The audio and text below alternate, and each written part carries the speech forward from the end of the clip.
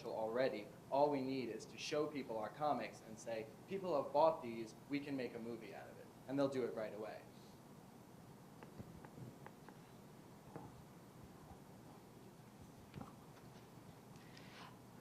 We all know that I have a 3-year-old grandson. He is going to get older. If I were to want to buy my grandson a comic book, where would I find these books? Comics are sold in specialty comic shops that still exist all around the world. I mean, there's literally at least one in every town, 3 towns in a radius. And Barnes & Noble also is a huge seller of comics. They're in fact the largest seller of comics because most other shops are single-owned. In Glassboro alone, there are actually 3 comic shops. So we've talked to them. There are 3 in my town, my hometown of East Brunswick. And surprisingly, in the early 2000s, comics were kind of on the outs. But because of the movies, a lot of them have gained a lot of potential, and they've gotten much bigger. So anywhere that books are sold, they usually sell comic books now. Do they sell them, and when you say books, just... Oh, okay. I think I understand your question. There are 2 types of printing styles that comic books come out in. They either come out in single issue, which is about 16 pages for $3.99 or so, or they come out with a compendium that's about 6 issues put together that follows an entire story arc. So that will be about $15 to $20. And what's the time frame that they're produced? I mean, do you have are they bi-weekly, monthly? Our comics will come out tri-weekly, which means that every week we will have a comic come out, but it'll be one comic from each story rotating. Okay. I have several questions. Your target market is basically under 29 years old. How big a percentage of that 525 million per year in comics is in that demographic as opposed to people our age who are collecting older comics? I would like to answer that. I would say that our demographic covers most of those sales. The older demographic, after you get to a certain age, only buys titles like the Avengers and Batman and very traditional titles. So the numbers of comic books that they buy per month gets limited to just those titles, whereas the people in our demographic are the people who are still buying new comics, the people who are still buying new IPs, who are still getting into those kind of stories, as well as buying the traditional comic books. So a bulk of that sales does come from our target demographic. Okay. My other question is, have you already created some content to date? Well, all the scripts for the first 3 stories, for the first 3 arcs of the stories that we've written are completed. We are all good on that. We're working on the art right now. What we've done this competition for is to get all of us, together in the same place, on the same page, so we can work on this in a professional manner. Okay, thank you.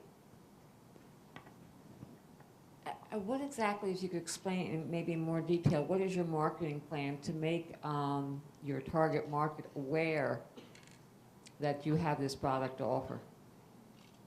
Well, at first, all of our print marketing will be focused at any comic shops around college towns or high schools, as that age in our demographic is the ripe age for people who have the budget to spend money on new comic book ideas.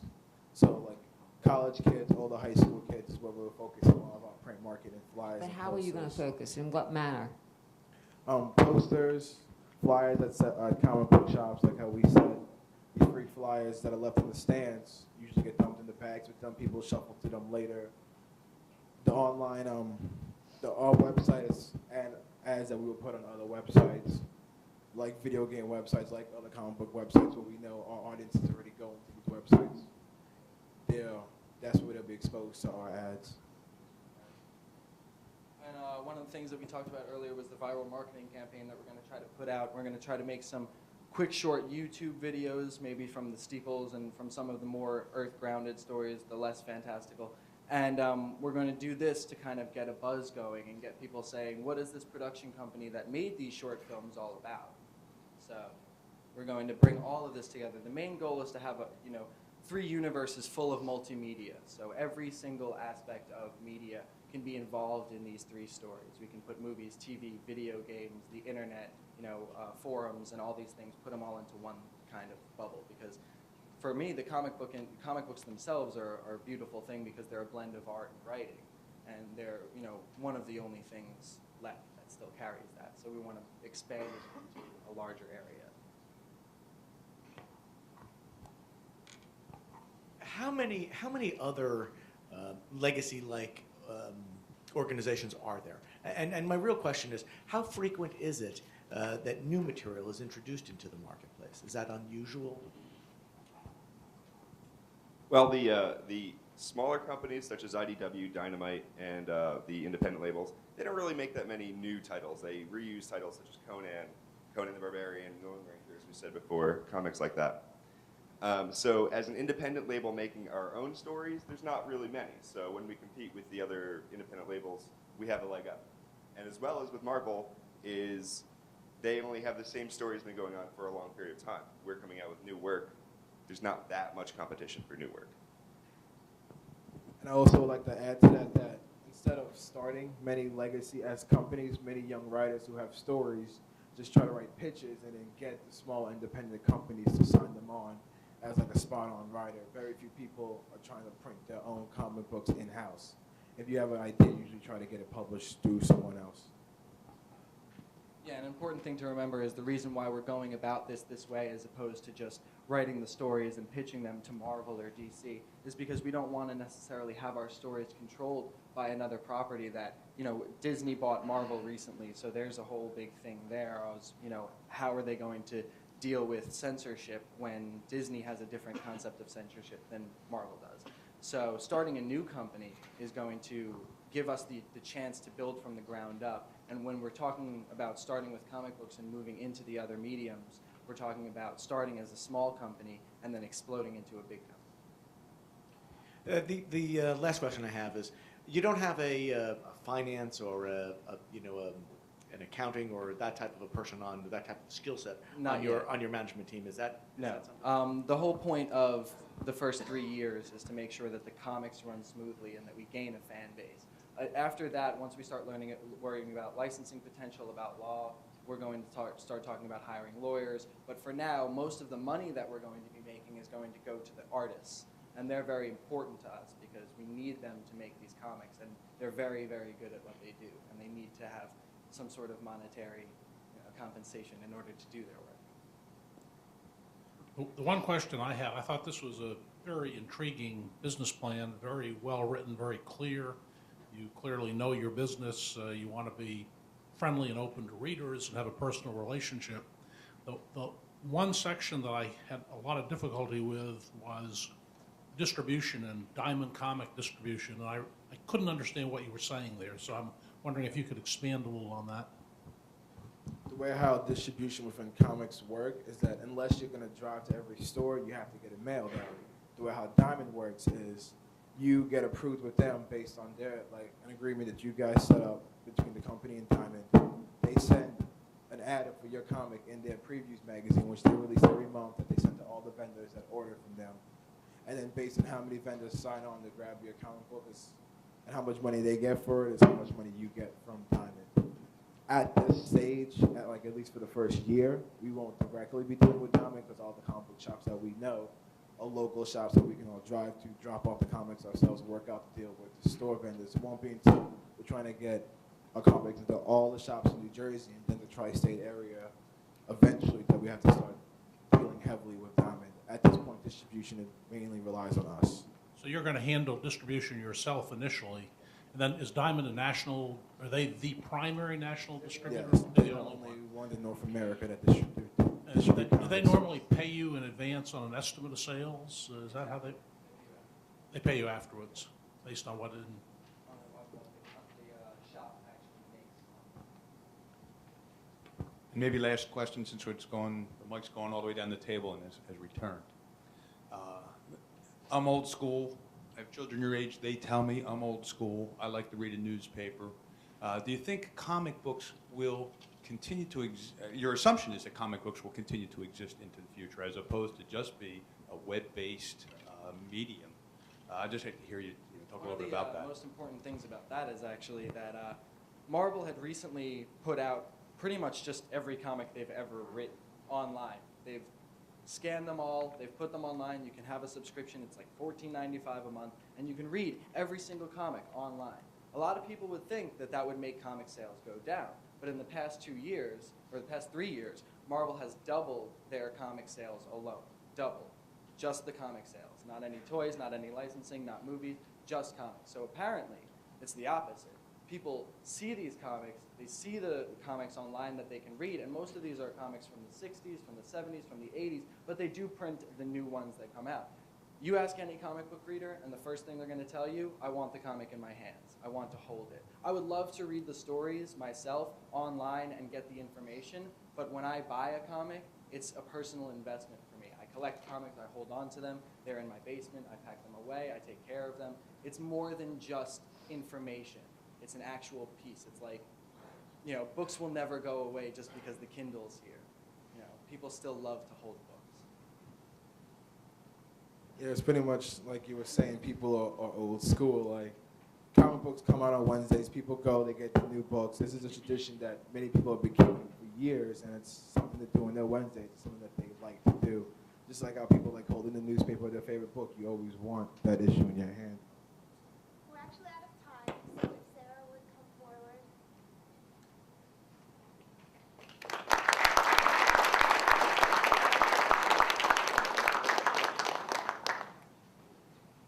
I'm the newest member of the university's foundation board.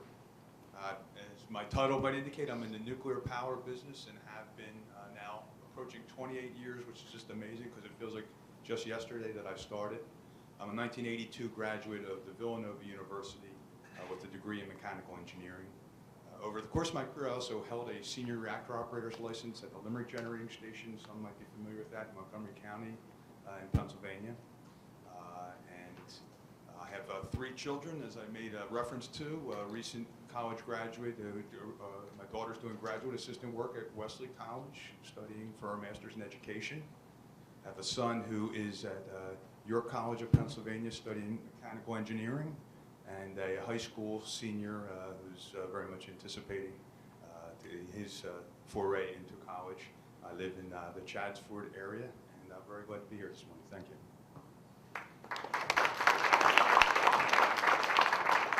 I would now like to introduce Ed Klaus, the President and CEO of K-Tron. Morning, my name is Ed Klaus.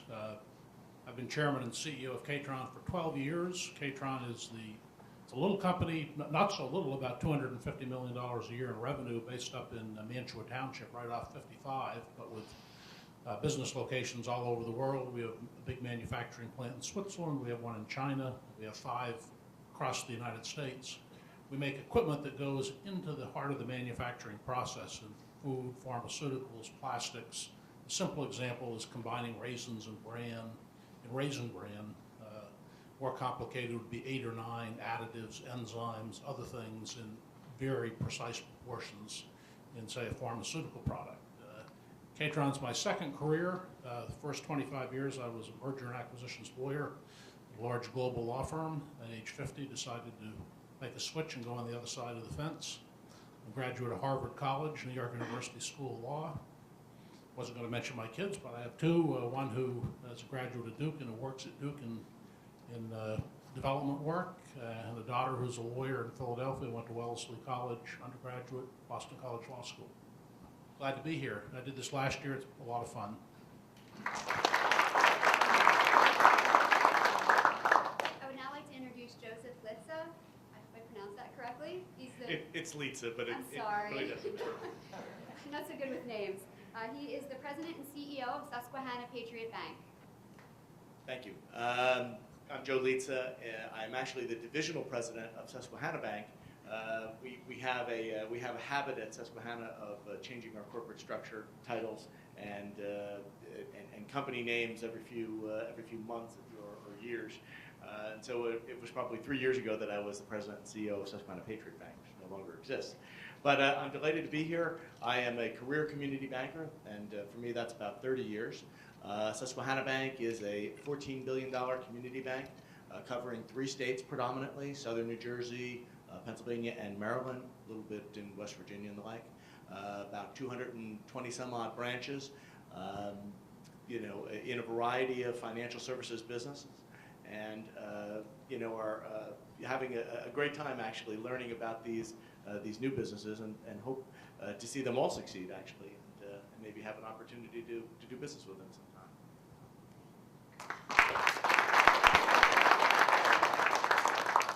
And I would now like to introduce Linda Rohrer, who is the president of Rohrer and Sayers Realty. Thank you, you got that right. Also, Rohrer College of Business, so I'm sure you know how to spell it too. I've been in real estate for over 30 years. I have my own company, Rohrer and Sayers Real Estate, which I opened in 1985. And we are still in business today, in spite of the economy, so that's something good. We're based in Haddon Township, New Jersey. I'm born and raised in Haddon Township, New Jersey. And we do residential and commercial real estate.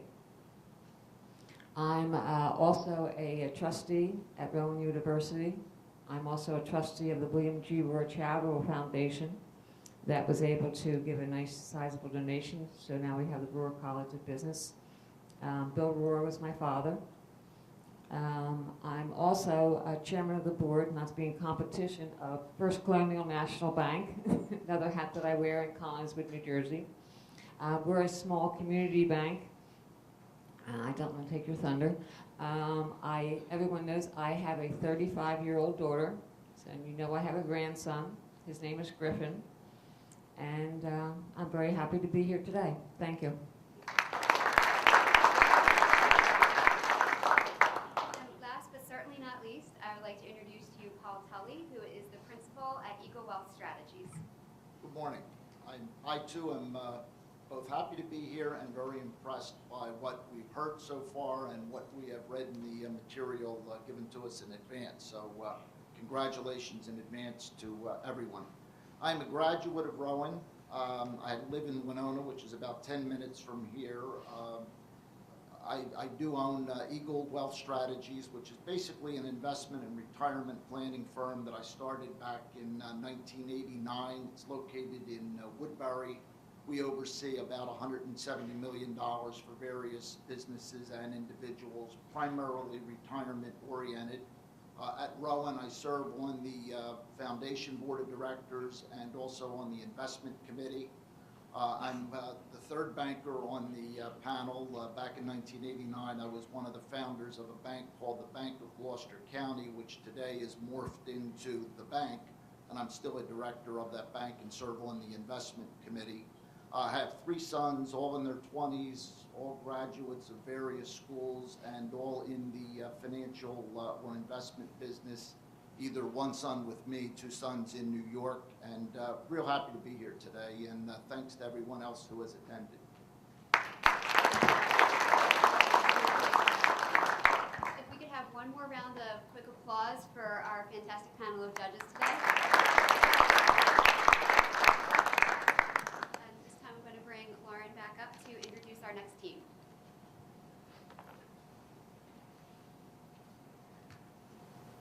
Our next business is The Perfect Fit, presented by Lauren D'Alessandro.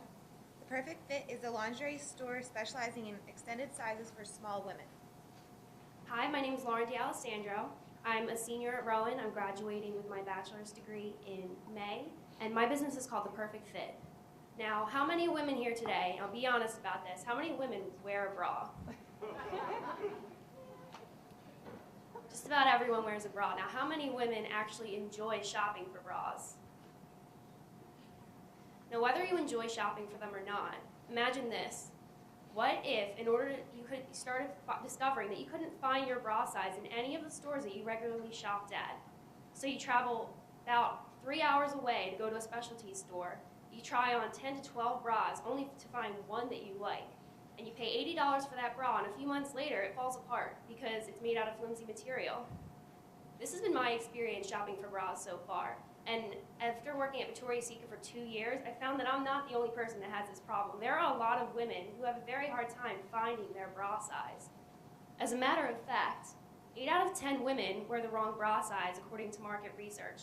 And this isn't just because they can't find the right size, it's also there are a lot of women who don't understand how a bra is supposed to fit them. A properly fitted bra should fit, the band of the bra, which is the part that fits around the rib cage, should fit straight across the back. It shouldn't arch up, it shouldn't tug or pull. About 90% of the weight of the breast should be supported by the band, not by the strap. In the image that's on the screen, you can see that the band arches up a little bit, and that's actually the most common mistake that women make when wearing a bra, is wearing a band that's too big. So it arches up, and not only does this make it look worse under clothes, but it can cause a lot of health problems. The first of which is discomfort.